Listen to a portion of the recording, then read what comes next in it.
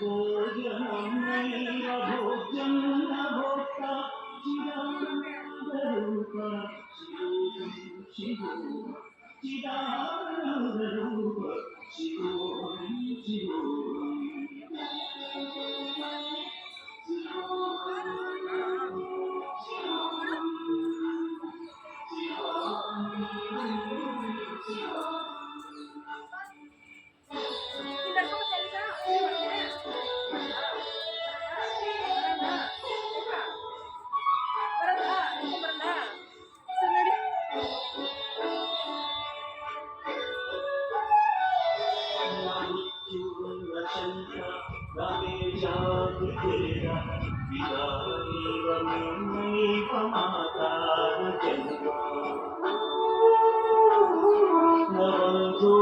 मित्रं गुरुर्नैव शिष्यः चिदानन्दरूपः शिवोऽहं चिदानन्दरूपः शिवोऽहं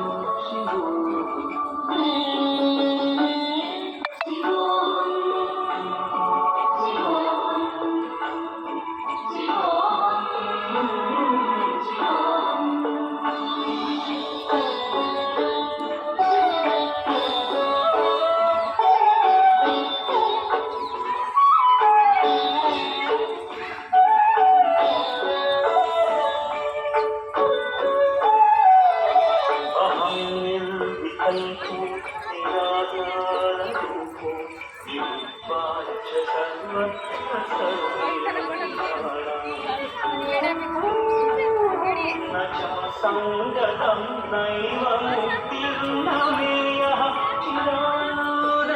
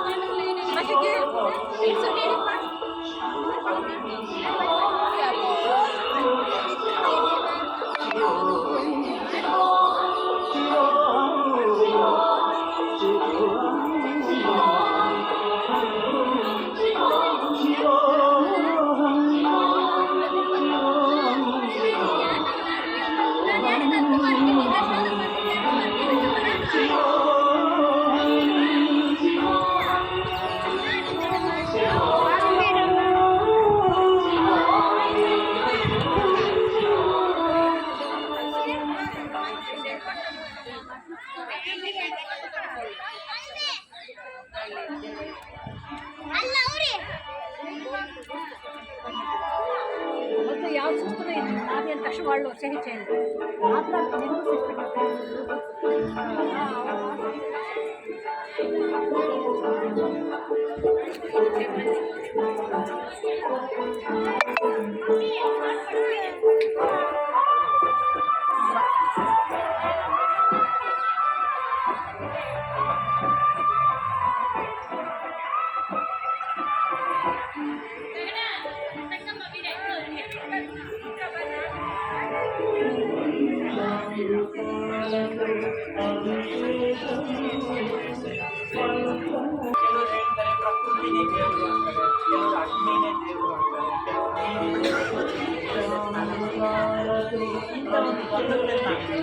ಪರಮಾತ್ಮ ಬಗ್ಗೆ ಸರಿಯಾದ ಒಂದು ಪರಿಚಯ ಇಲ್ಲ.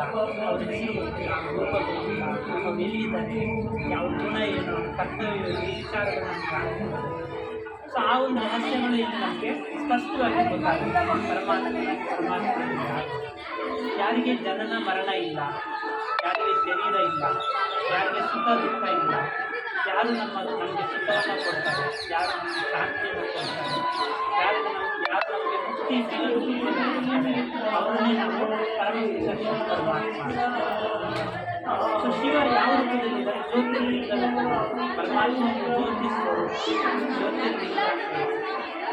ನಿಜವಾದ ಸ್ವರೂಪ ಜ್ಯೋತಿ ಸ್ವರೂಪ. ಅವರು ಲಿಂಗ ಅಲ್ಲ, ಲಿಂಗ ಅದು ಒಂದು ವಸ್ತುವಿನಿಂದ ಅದು ಮಾಡಿರ್ತಾರೆ.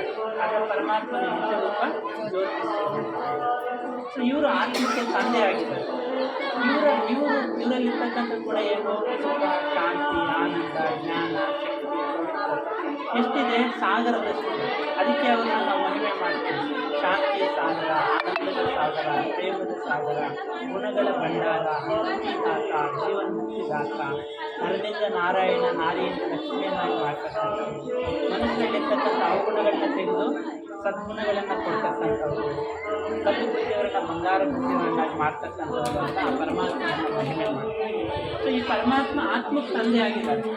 ಸೊ ಪರಮಾತ್ಮನಲ್ಲಿರ್ತಕ್ಕಂಥ ಗುಣನೇ ಆತ್ಮದಲ್ಲಿ ಇರೋದು. ಅದಕ್ಕೆ ಯಾರನ್ನಾದ್ರೂ ಕೇಳಿ ನಿಮ್ಗೆ ಏನು ಬೇಕು ಅಂದರೆ ನಮ್ಗೆ ಶಾಂತಿ ಬೇಕು, ಸುಖ ಬೇಕು, ಆನಂದ ಬೇಕು, ನೆಮ್ಮದಿ ಬೇಕು ಅಂತ. ಯಾಕಂದರೆ ಆತ್ಮದ ನಿಜವಾದ ಗುಣ ಅದು. ಸುಖ ಶಾಂತಿ ಅನ್ನೋದು ಆತ್ಮದ ನಿಜವಾದ ಗುಣ. ಆ ಸುಖ ಶಾಂತಿಯಿಂದ ಎಲ್ಲಿಂದ ಬರುತ್ತೆ? ನಮ್ಮ ಅಂಗಡಿಯಲ್ಲಿ ನಾವು ಕೊಂಡ್ಕೊಳ್ಳೋಕ್ಕಾಗಲ್ಲ. ಆ ಪರಮಾತ್ಮ ನೆನೆಸ್ಕೊಂಡಾಗ ನಮಗೆ ಆ ಗುಣ ಬರುತ್ತೆ. ಆ ಪರಮಾತ್ಮ ಎಲ್ಲಿದ್ದಾರೆ?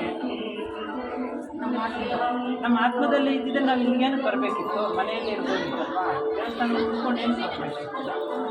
ಪರಮಾತ್ಮ ಇರೋದು ಪರಂಧಾಮದಲ್ಲಿ ಮೇಲೆ. ಯಾರನ್ನೇ ಕೇಳಿದ್ರು ಪರಮಾತ್ಮ ಮೇಲೆ ಸೆಂಟ್ರ್ ಚಿತ್ರ ನೋಡಿ, ಸೆಂಟ್ರದು ನೋಡಿ. 3 ಲೋಕ ಇದೆ. ಇದು ಮನುಷ್ಯ ಲೋಕ. ನಾವೆಲ್ಲ ಕೂಡ ಮನುಷ್ಯ ಲೋಕದಲ್ಲಿ ಇದ್ದೀವಿ. ಇಲ್ಲಿ ಪಂಚಭೂತಗಳಿದ್ದಾವೆ. ಹಿಡ್ಕೊಳ್ಳಿ, ಆಕಾಶ, ಅಲ್ಲಿ ಹಿಡ್ಕೊಳ್ಳಿ, ಗಾಳಿ, ನೀರು, ಬೆಂಕಿ ಇವೆಲ್ಲ ಇದ್ದಾವೆ. ಈ ಕಡೆ ಬಂದು ನಾವು ಆಕಾಶದಲ್ಲಿ ನೋಡಿದಾಗ ಸೂರ್ಯ, ಚಂದ್ರ, ನಕ್ಷತ್ರಗಳಿಂದ ಆಚೆ 2 ಲೋಕ ಇದೆ. ಇದು ಸೂಕ್ಷ್ಮ ಲೋಕ ಅಂತ. ಇಲ್ಲಿ ಬ್ರಹ್ಮ, ವಿಷ್ಣು, ಶಂಕರ ಅಂತ ತ್ರಿಮೂರ್ತಿ ದೇವತೆಗಳಿದ್ದಾರೆ.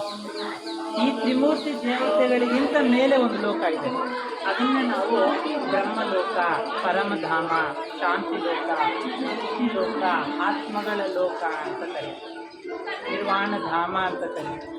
ಇಲ್ಲಿ ಕೆಂಪಾದ ಬಣ್ಣ ಇರುತ್ತೆ. ಹೇಗೆ ಸೂರ್ಯ ಹುಟ್ಟೋ ಟೈಮು, ಮುಳುಗೋ ಟೈಮ್ ಪ್ರಶಾಂತವಾಗಿರುತ್ತಲ್ಲ, ಆ ರೀತಿಯಾದ ಪ್ರಪಂಚದಿಂದ ನಾವೆಲ್ಲ ಇಲ್ಲಿಗೆ ಬಂದಿರೋದು.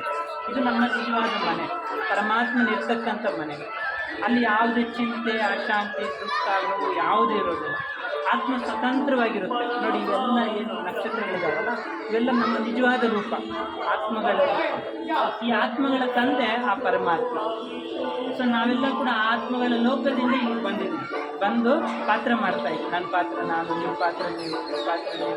ಹಾಗೆ ಒಬ್ಬೊಬ್ಬರು ನಮ್ಮ ಪಾತ್ರೆಯಲ್ಲಿ ಹೇಳ್ತಾರಲ್ಲ, ಅಲ್ಲಿಂದ ಬಂದು ಇಲ್ಲಿಗೆ ಸುಮ್ಮನೆ ಅಂತ.